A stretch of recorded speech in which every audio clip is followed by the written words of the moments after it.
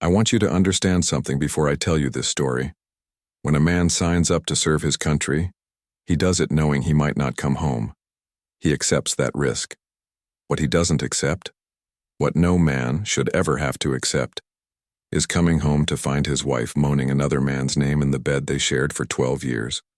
My name is Marcus Fletcher, and I'm 39 years old. On March 15th of last year, I learned that Diane, my wife of 12 years, had been betraying me for months with Steve Holloway, the man I'd called my best friend since high school. Steve was godfather to my 6-year-old son Tyler. He stood next to me at my wedding, and while I was overseas getting shot at, he was sleeping with my wife in my house. Some men would have broken down, some would have walked away. I felt something cold settle into my chest. Not heartbreak, just clarity. The kind you get when you finally recognize the enemies sleeping in your own house. They thought I'd fall apart. They thought I'd make it easy for them. They had no idea who they were dealing with. Before I go any further, let me know in the comments where in the world you are watching from, and make sure to subscribe because tomorrow I will share a story you don't want to miss. But let me start from the beginning. I wasn't supposed to be home for another 3 weeks. My unit had wrapped up our mission in Kuwait early, some bureaucratic reshuffling that cut our deployment short by 21 days. I didn't call Diane to tell her. Didn't text.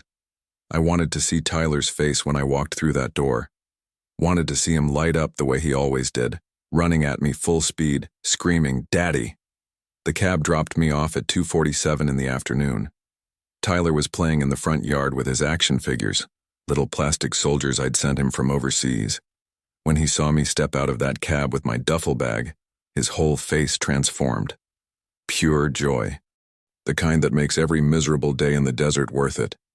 He ran to me and I scooped him up, held him tight. God, he'd gotten bigger, 6 years old and already up to my chest. "Daddy, you're home." "I'm home, buddy." I set him down, ruffled his hair.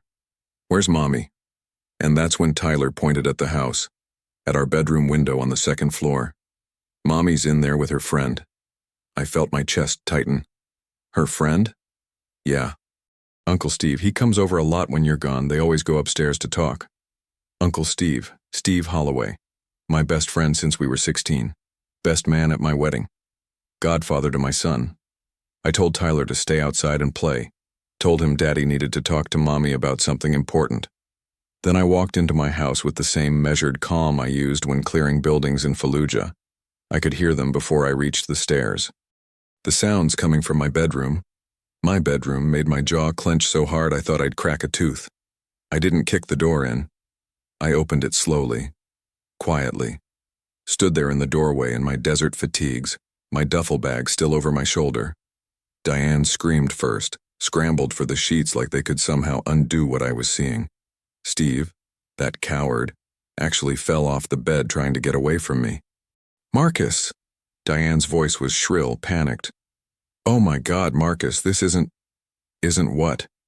My voice was steady, cold. "Isn't exactly what it looks like? Because what it looks like, Diane, is my wife riding my best friend in the bed I paid for, in the house I pay for, while my son plays outside thinking Uncle Steve just comes over to talk." Steve was pulling on his pants, hands shaking. "Marcus, brother, listen." "Brother?" I stepped into the room and Steve backed up until he hit the wall. "Did you just call me brother? You're in my wife, in my house, and you're calling me brother? It just happened, man. It wasn't planned." "Wasn't planned." I laughed.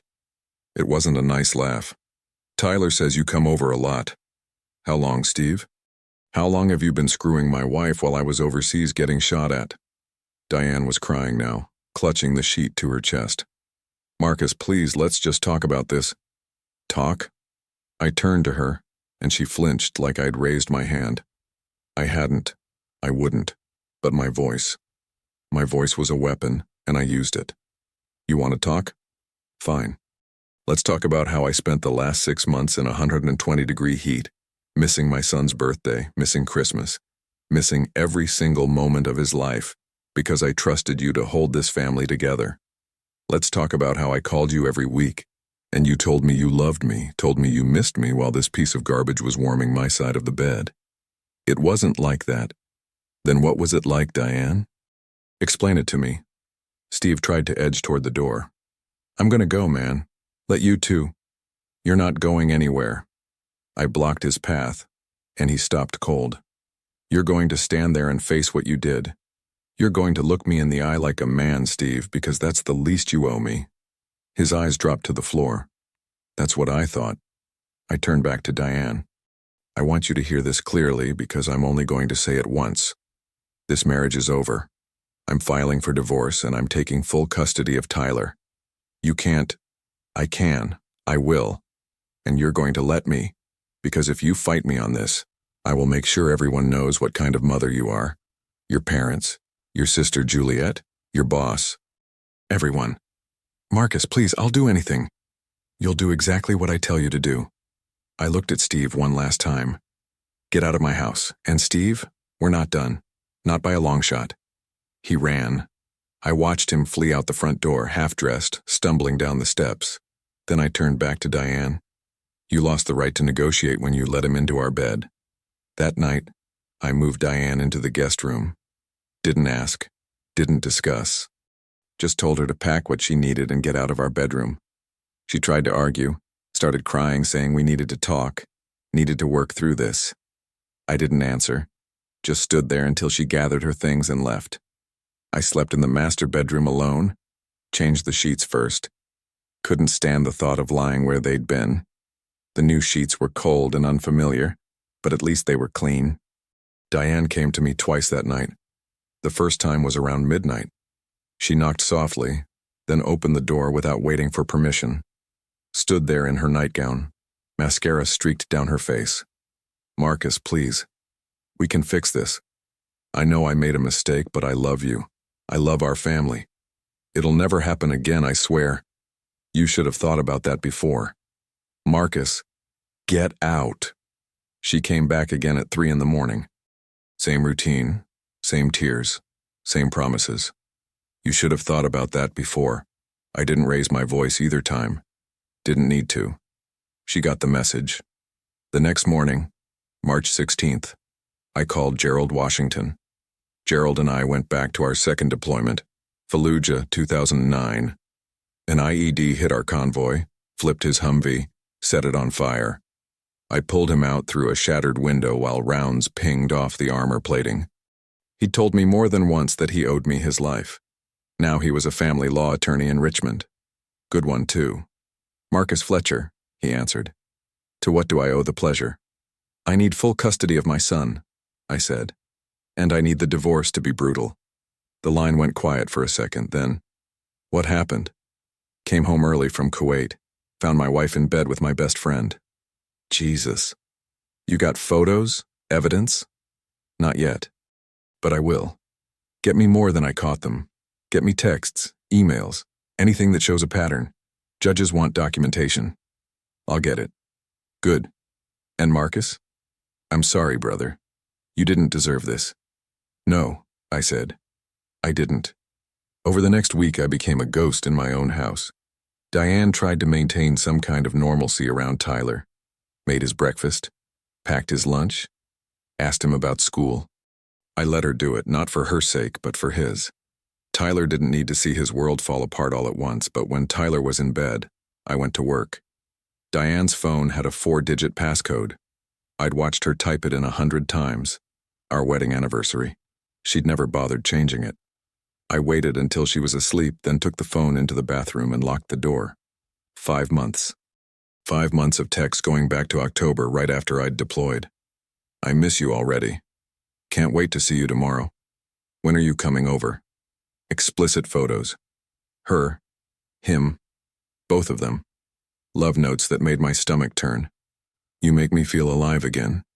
I've never felt this way before. And then the plans. Plans for them to run away together. Plans for Diane to file for divorce while I was still overseas, so I couldn't fight it. Plans to tell Tyler that Daddy wasn't coming back from deployment. That one stopped me cold. I read it 3 times just to make sure I understood. Diane, what do we tell Tyler? Steve, we tell him his dad's not coming home. Simple. Kids forget. Diane, you really think he'll be okay? Steve, he'll have me. He already calls me Uncle Steve. Give it a year, and I'll just be dad. I screenshot everything, sent it all to Gerald in the encrypted file. Then I put the phone back on Diane's nightstand and went to Tyler's room. Stood there in the doorway, watching him sleep. He had a stuffed bear I'd sent him from Kuwait, clutched against his chest. He already calls me Uncle Steve. Give it a year, and I'll just be dad over my dead body. By March 23rd, I had everything Gerald needed. A complete dossier, texts, photos, timelines. Proof of a sustained affair conducted in the family home while Tyler was present. Evidence of plans to alienate Tyler from me permanently. Gerald called that evening after reviewing the file. This is bad, Marcus. I mean, this is bad for her. Any judge sees this, you'll get full custody, guaranteed. Good. You want me to file? Not yet, I said. There's something I need to do first. I pulled up my contacts, scrolled down to the H's. Rosemary Holloway, Steve's wife, mother to his twin 8-year-old daughters. She deserved to know. March 23rd, late afternoon. I drove to the Holloway house on Maple Ridge Drive. Nice place. 2-story colonial with a wraparound porch. Steve had done well for himself. Sales manager at Whitlock Automotive, good salary, respected in the community. All built on a foundation of lies. I parked at the curb and walked up to the front door. Rang the bell. Rosemary answered within seconds. She was wearing jeans and a sweater, had flour on her hands, must have been baking with the girls. Marcus. Her smile was genuine, warm. What a surprise. Steve's not home yet, but come in, I'll... Then she saw my face. The smile died. What's wrong? I pulled out my phone. Opened the folder Gerald had told me to keep encrypted. I need to show you something, Rosemary. And I'm sorry, I'm really sorry, but you deserve to know. I handed her the phone. She looked at the screen, started scrolling. I watched her face crumble in real time, watched the exact moment she understood what she was seeing. Her hand came up to her mouth. Her eyes filled with tears. She kept scrolling, kept reading. One text after another. 5 months of betrayal laid out in her palm. When she got to the photo of Steve and Diane together, the one that left nothing to the imagination, she made a sound like she'd been punched. Rosemary, how long have you known? Her voice was barely a whisper. A week. I came home early from deployment on the 15th, found them in my bed. She looked up at me, tears streaming down her face. You came here to tell me? You deserve the choice I never got, I said. You deserve to know before everyone else did, before it became gossip at the grocery store or the school pickup line. This way, you control the narrative. You decide what happens next. She nodded slowly, wiped her eyes with the back of her hand. Thank you, Marcus, I mean that. Thank you. What are you going to do? I'm going to handle this. Her voice was steadier now, harder. Steve thinks he can do this to our family. He's about to learn otherwise. I left her standing on that porch, phone still in her hand, flour still on her fingers. 3 days later, I heard through Gerald that Rosemary had filed for divorce. She'd hired Angelica Romero, a lawyer with a reputation for taking cheating husbands to the cleaners. Steve's world was collapsing, and I hadn't even started on him yet. March 28th. Gerald filed my divorce petition. He'd put together a package that would have made a prosecutor jealous. Every text, every photo, a complete timeline of the affair from October through March. Dates when Steve visited the house while I was deployed. Instances where Tyler was home during those visits. He also filed an emergency motion for temporary custody, citing exposure of the minor child to inappropriate adult conduct, and Diane's plan to alienate Tyler from me permanently. The petition was served to Diane that afternoon while she was at work. She called me that night. I let it go to voicemail.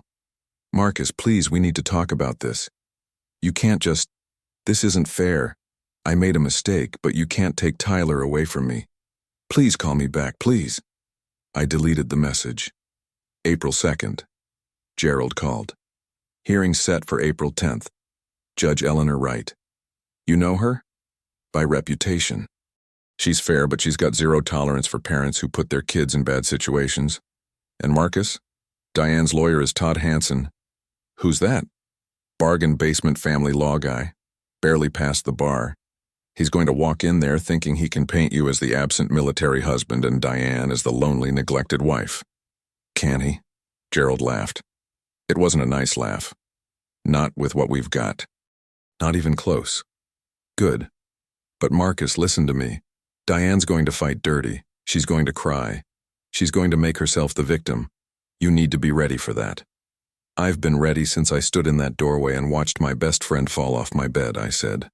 Diane doesn't get to be the victim here. Not after what she did to Tyler. April 10th, Judge Eleanor Wright presiding. I was ready. April 10th, Courtroom 4B. I walked in with Gerald at 8:45 a.m., 15 minutes early. Military habit, you're either early or you're wrong.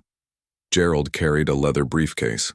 I carried a 3-inch binder with every piece of evidence we'd collected, organized by date and labeled with color-coded tabs. Diane arrived 10 minutes later with Todd Hansen trailing behind her like a lost puppy. Hansen looked young, maybe 28, clean-shaven cheap suit that didn't quite fit right. He had that fresh-out-of-law-school eagerness that dies about 6 months into real practice. Diane wouldn't look at me. She sat on the opposite side of the courtroom, hands folded in her lap, staring at the floor. Good. Let her be uncomfortable. Judge Eleanor Wright entered at 9 hours sharp. 60-something, silver hair pulled back tight, sharp eyes that looked like they could cut through steel. She took her seat, glanced at both parties, and said, "Let's begin." Hansen stood up first, cleared his throat, started his opening argument. Your Honor, my client, Mrs. Fletcher, has been a devoted mother to Tyler for 6 years. She's been the primary caregiver while Sergeant Fletcher was deployed overseas for extended periods. She's maintained the household, attended every school event, every doctor's appointment. Yes, she made a mistake, a human mistake during a period of profound loneliness and neglect. But that doesn't make her an unfit mother. I kept my face neutral. Didn't react. Didn't give him anything. Gerald stood. Didn't raise his voice. Didn't have to. Your Honor, let's talk about loneliness and neglect. Sergeant Fletcher served 3 combat deployments in defense of this country. During each deployment, he called home every week without fail. He sent birthday gifts for his son. He arranged video calls on holidays despite time zone differences and limited internet access. He wrote letters. He stayed present in his son's life even when he was thousands of miles away in a war zone. Gerald opened his briefcase, pulled out a stack of phone records. These are the call logs from Sergeant Fletcher's deployments. Weekly calls, sometimes twice a week. Here's a receipt for the birthday gift he shipped to Tyler last year, a remote control car that arrived on time despite being sent from Kuwait. He set them on the judge's bench. Mrs. Fletcher's loneliness wasn't caused by her husband's absence. It was a convenient excuse for a 5-month affair with his best friend, conducted in the family home while their 6-year-old son was present. Hansen tried to interrupt. Your Honor, this is... I'll hear the evidence, Judge Wright said. Her tone left no room for argument. Gerald submitted the texts, the photos, laid them out one by one. Then he pulled out the screenshot, the one that mattered most. Your Honor, this is a text message from Mrs. Fletcher to Stephen Holloway, dated February 14th of this year. I'll read it aloud. When you and I leave together, we'll tell Tyler that Marcus isn't coming back from deployment. It'll be easier that way. Kids adapt. The courtroom went silent. Judge Wright's expression turned to stone. She looked at Diane for a long moment. Mrs. Fletcher, did you tell Mr. Holloway that you planned to inform your son his father wasn't returning from deployment? Hansen shot to his feet. Objection, Your Honor, this is... Overruled. Answer the question, Mrs. Fletcher. Diane was crying now, mascara running down her face. It was just, we were just talking, I didn't mean it. I would never actually... That's enough. Judge Wright's voice cut through the courtroom like a blade. She looked down at the evidence in front of her, looked at me, looked at Diane. I'm granting Sergeant Fletcher's motion for emergency temporary custody. Mrs. Fletcher will have supervised visitation every other weekend, pending the final custody determination. This hearing is adjourned. She stood, left the bench. Diane collapsed into her hands, sobbing. I looked at her, waited to feel something. Anything. Nothing came. She'd made her choices. Now she was living with them. I walked out of the courthouse with Gerald at my side. The morning sun was bright, clean, felt like a new start. That was a good result, Gerald said. It was the right result. He nodded, shook my hand. I'll file the motion for the final hearing. We'll get this wrapped up in a few months. Thanks, Gerald. I owe you. You pulled me out of a burning Humvee. We're even. He walked toward his car. I stood there for a moment, phone in my hand. Diane was handled. Tyler was safe. But Steve Holloway was still out there, still working his sales job at Whitlock Automotive, still pretending he hadn't destroyed 2 families. That needed to change. I pulled up my contacts. Found Vince Torres, old friend who worked in corporate insurance, connected to everyone, knew everyone. I called him. Marcus, hey, what's up? I need some information on Whitlock Automotive, I said. And I need to know if they have any policies about employees using company property for personal business. Vince was quiet for a second, then, what kind of personal business are we talking about?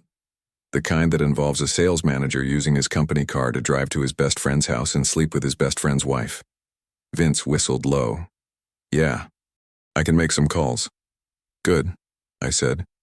Make them. 2 days after the hearing, I met Vince Torres at a diner off Route 9. It was one of those old-school places with cracked vinyl booths and coffee that tasted like it had been sitting on the burner since morning. Vince was already there when I walked in, sitting in the back corner with a cup in front of him.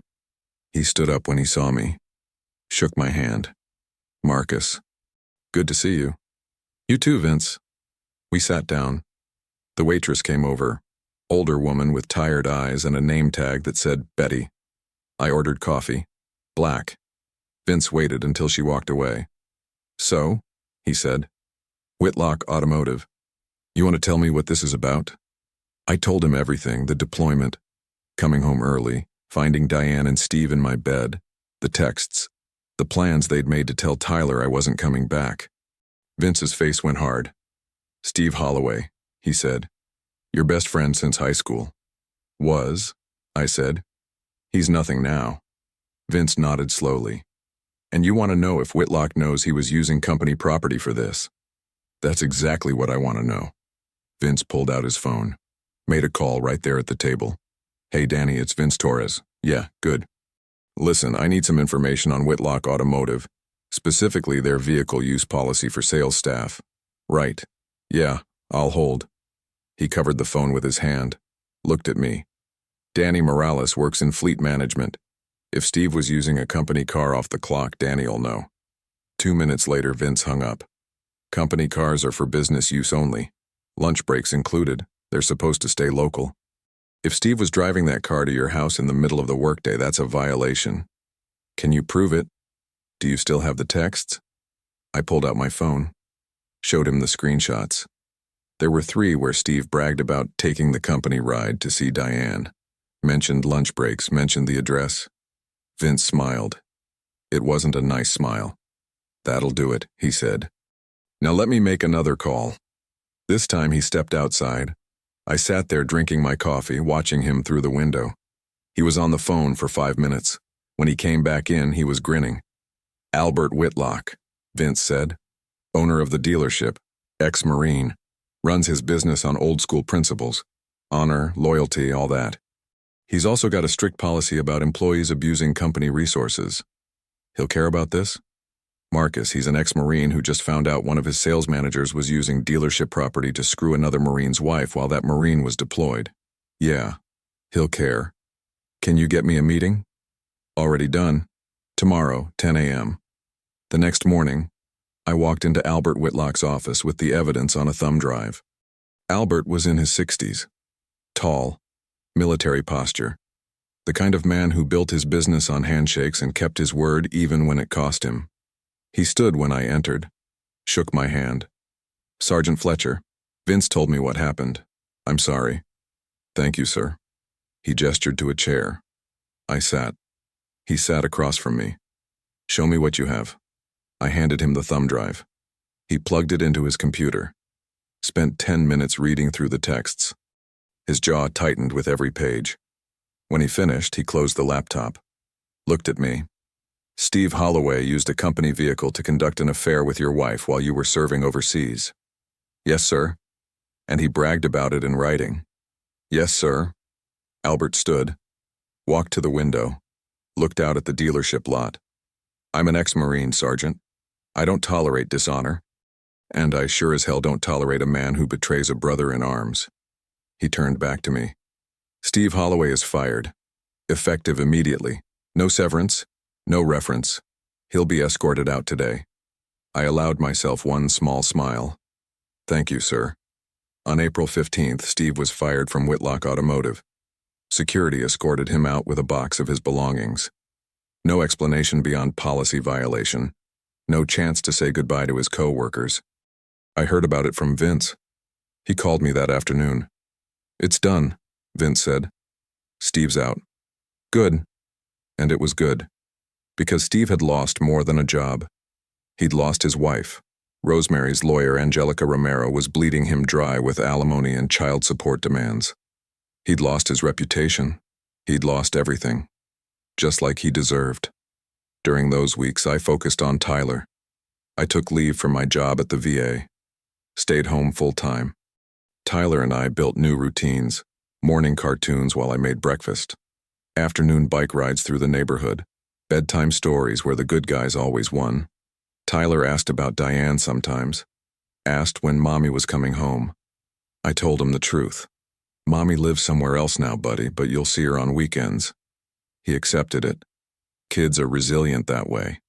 May arrived. The days were getting longer. Warmer. Tyler's birthday was coming up. He'd be 7 soon. We were planning a party. Just close friends. Gerald and his family. Maybe a couple kids from Tyler's class. Normal things. The kind of normal I'd forgotten existed. Then I met Claire Davis. Tyler had a checkup at the pediatrician's office. The nurse who took his vitals was new, mid-30s, kind eyes, gentle smile. Her name tag said, Claire Davis, RN.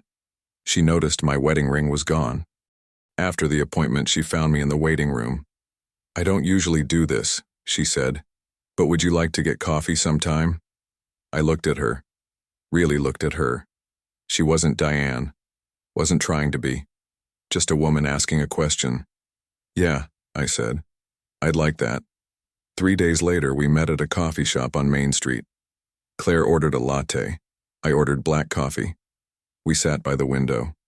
So, she said, tell me about yourself. I told her the basics. Army. Deployed 3 times. Tyler. The divorce. She listened, didn't push, didn't ask for details I wasn't ready to give. You're handling it well, she said. I'm handling it the only way I know how. She smiled. It was a real smile. Warm. We talked for an hour. About Tyler. About her job.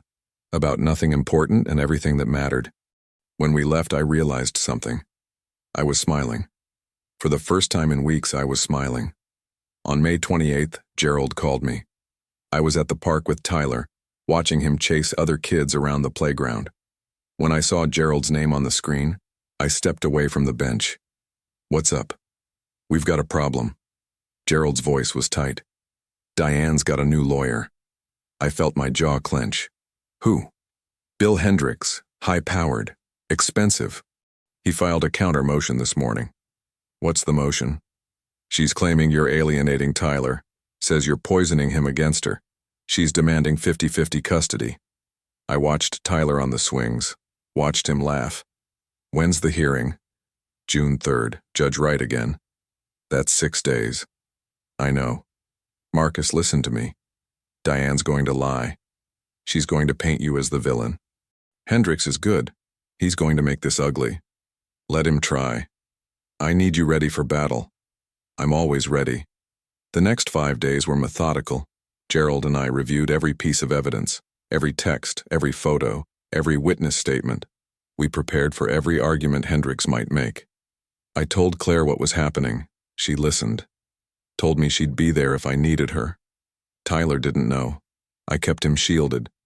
Kept his routine normal. Then, on the night of June 2nd, Diane showed up at my door. It was after Tyler's bedtime. I was sitting on the couch, reviewing notes for the hearing, when the doorbell rang. I opened the door. Diane stood there, calm, collected. Nothing like the sobbing mess she'd been in court. "Can I come in?" I stepped aside. Let her in. Closed the door. She stood in the living room. Looked around like she was seeing the place for the first time. "What do you want, Diane?"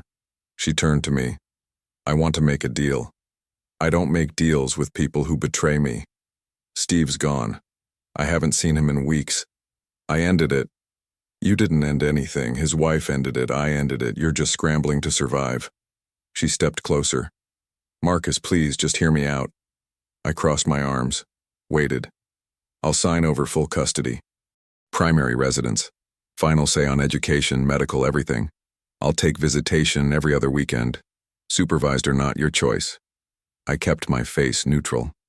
"And what do you want in exchange?" "I need you to drop the infidelity claims from the divorce. I need it to be irreconcilable differences, clean." "Why?" "Because I work in school administration. If the infidelity is on record, if there's a public scandal, I'll lose my job." I looked at her. Really looked at her. She was offering me everything I wanted. Full custody, final say, total victory. No fight. All I had to do was let her walk away with her career intact. I thought about Tyler. Thought about the texts where she and Steve planned to tell him I wasn't coming home. "No." Her face crumpled. "Marcus, you planned to tell my son I was never coming home. You were going to erase me. So no, you don't get a clean divorce. You get exactly what you deserve. Please, I'm begging you. You should have thought about that before." She stood there for a long moment. Then she turned, walked to the door. She stopped, looked back. "You're going to regret this." "No, you are." She left. June 3rd arrived. I walked into courtroom 4B at 9 in the morning. Gerald was already there setting up at the plaintiff's table. Diane sat at the defendant's table with Bill Hendricks. He was exactly what I expected. Mid-50s, expensive suit, cold eyes that sized me up the second I walked in. Then I noticed someone else. A woman in her 40s sitting in the gallery. Professional, tablet in her lap. A badge clipped to her jacket that read Children's Advocate. I looked at Gerald. He saw her too. His face went hard. "They're putting Tyler on the stand." Judge Wright entered at 9:15. We all stood. "Be seated," she said. Bill Hendricks didn't waste time. He stood, buttoned his jacket, and launched into his opening statement like a man who'd done this 1,000 times. "Your Honor, this case is about a mother who loves her son. A woman who made one mistake during a difficult period of loneliness while her husband was deployed overseas. Mrs. Fletcher isn't perfect. She'll be the first to admit that. But she's a devoted, caring mother who has never harmed her child. What we're seeing here is a controlling, emotionally unavailable father using the legal system as a weapon. Sergeant Fletcher wants revenge, Your Honor. He wants to punish Mrs. Fletcher by taking away the one thing she loves most, her son." I kept my face blank. Didn't react. Didn't give him anything. Hendricks continued. "Mrs. Fletcher made a mistake. She owned it. She's willing to do whatever it takes to rebuild trust and maintain a relationship with Tyler. But Sergeant Fletcher refuses to negotiate, refuses to consider shared custody. Why? Because this isn't about Tyler's best interests. It's about revenge."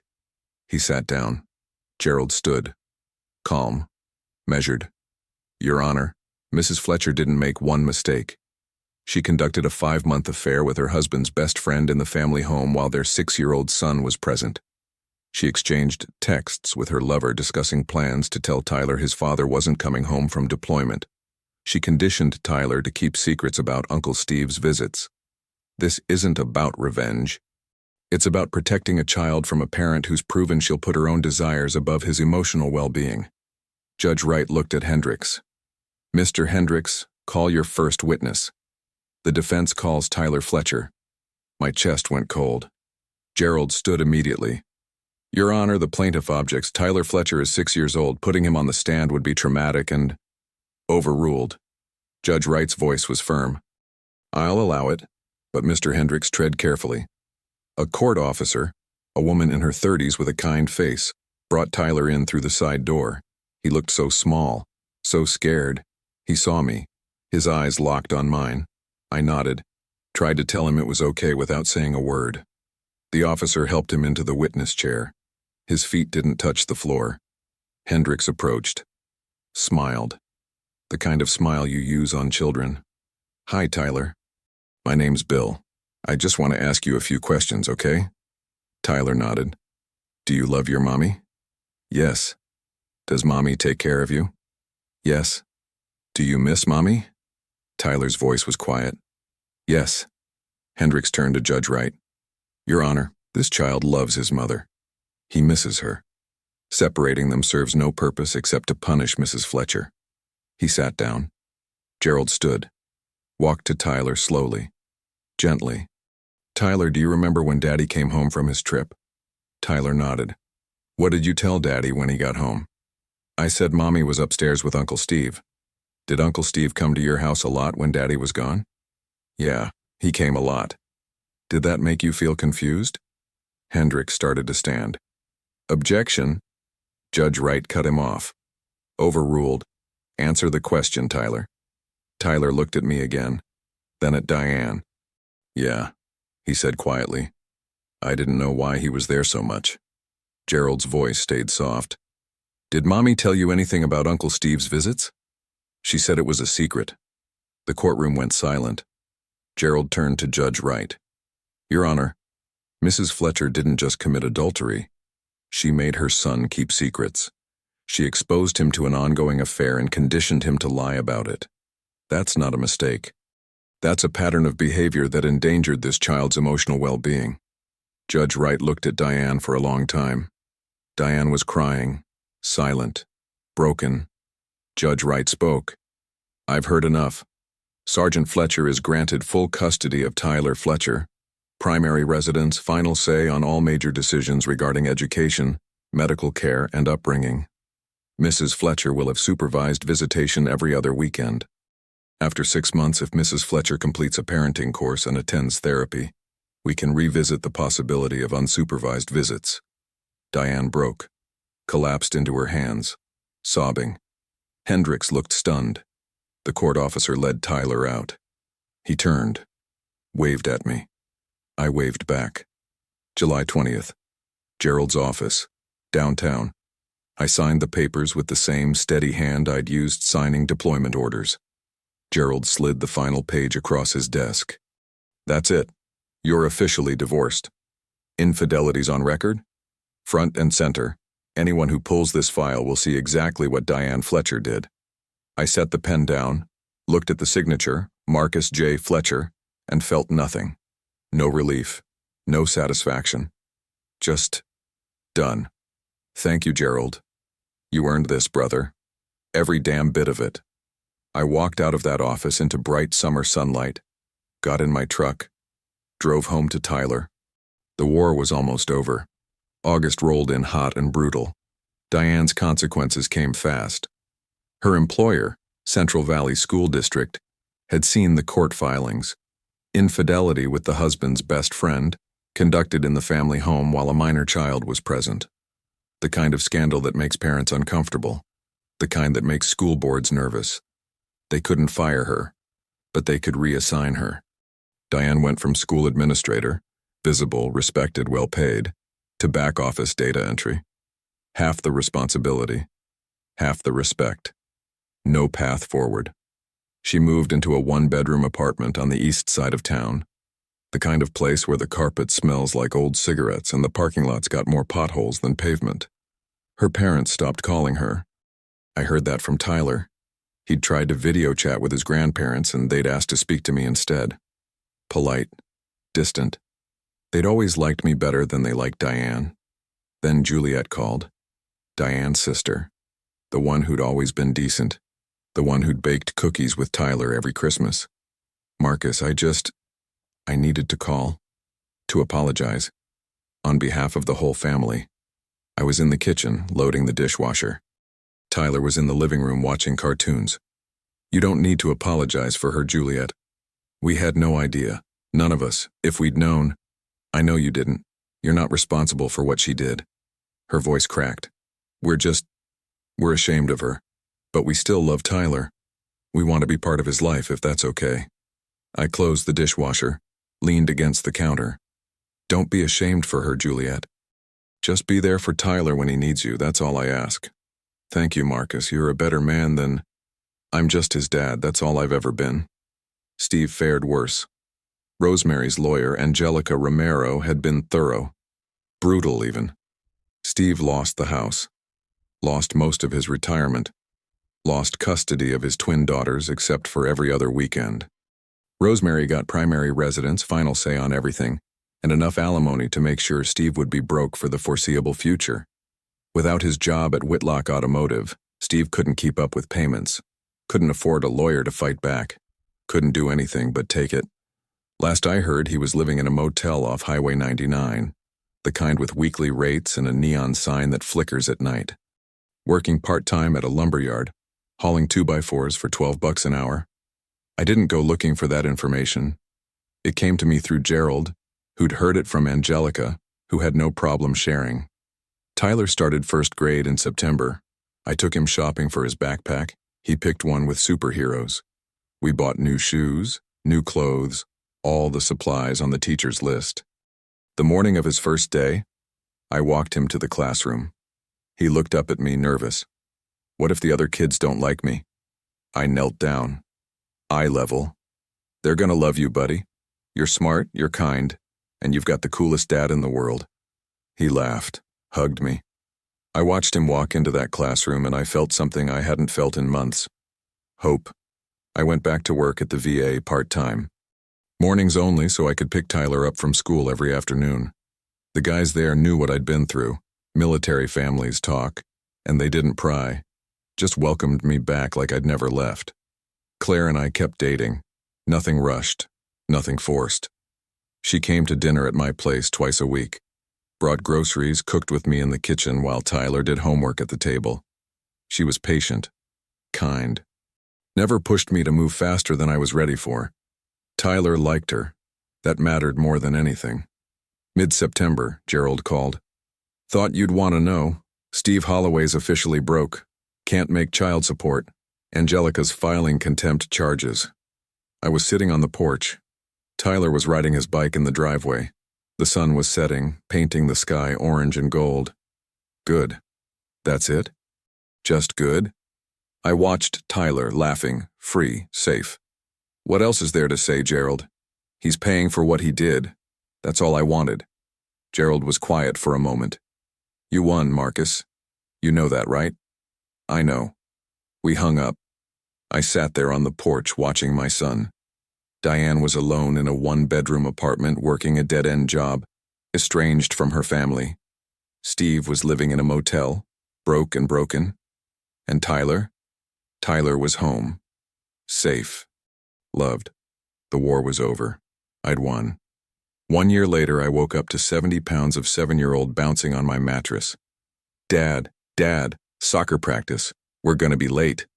I grabbed Tyler and pulled him into a headlock, tickling him until he squealed. Practice doesn't start for 2 hours, buddy. But Coach Williams said we gotta warm up early. I let him go, ruffled his hair. All right. Let's get some breakfast first. We had our routines now. School drop-off every morning at 7:45. Soccer practice on Saturdays at the park. Sunday dinners with Gerald and his family. His wife made the best pot roast I'd ever tasted, and Tyler loved playing with their daughter Emma. Tyler was thriving, happy, secure, loved. That's all I'd ever wanted. Claire and I were still together. She understood I had walls that might never fully come down. Places in me that were locked tight and maybe always would be. But she didn't push. Didn't try to fix me or change me or make me talk about things I wasn't ready to talk about. She just stayed. She loved Tyler, made him laugh, helped with homework. Never tried to be his mother. She was smart enough to know that wasn't her place. She was just Claire. Kind, patient Claire who showed up when she said she would and never asked me to be anything I wasn't. That was enough. Diane came for her supervised visits every other weekend. She was different now, quieter, diminished. The fire that used to burn in her, The confidence, the sharpness, it was gone. She looked smaller somehow, older. The fight had drained out of her, leaving just defeat. Sometimes, watching her interact with Tyler in the supervised room at the family center, I almost felt sorry for her. Almost. Then I'd remember standing in that doorway, remember Tyler pointing to the window and saying, "Mommy's in there with her friend." Remember the text where she told Steve they'd tell my son I wasn't coming back from deployment, and the pity would vanish like smoke. People ask me sometimes if I'd gone too far. Friends, guys at the VA, even Gerald once after a few beers at Sunday dinner. "You think you should have shown mercy, Marcus? Forgiven her?" I'd looked at him for a long time before answering. I was a soldier, Gerald. I was a husband. I was a father. I gave everything to my country, my wife, and my son. I deployed 3 times, missed birthdays, missed holidays, got shot at, blown up, came home with scars I'll carry for the rest of my life. And I did it because I believed in something. Because I believed the people I loved were worth protecting. Gerald nodded slowly. And in return, I continued, the woman I loved and the man I trusted conspired to erase me from my own family, planned to tell my son I was never coming home, made him keep secrets, made him complicit in their lies. I took a drink. Forgiveness isn't owed to people who aren't sorry, Gerald. Mercy isn't required for people who tried to destroy you. And justice, real justice, isn't about being noble. It's about making damn sure the people who hurt you can never do it again. He didn't argue. Diane knew what she lost. Steve knew what he lost. And Tyler? Tyler knew his father would never ever leave him behind. That wasn't revenge. That was just the truth. Saturday morning, bright and clear. Tyler grabbed his soccer ball from the garage, ran to the car where Claire was waiting. She waved at me, smiled. I grabbed the water bottles, locked the front door.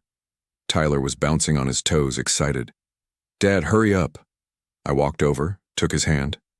We headed toward the soccer field together, my son's small hand in mine, the sun warm on our faces, the sound of his laughter echoing in the morning air. For the first time in a long time, I felt something I'd almost forgotten. Peace. I believe stories such as this find us for a reason. If this one touches you, please subscribe. I share a new one every day. In the meantime, there are 2 stories on the screen that are even better.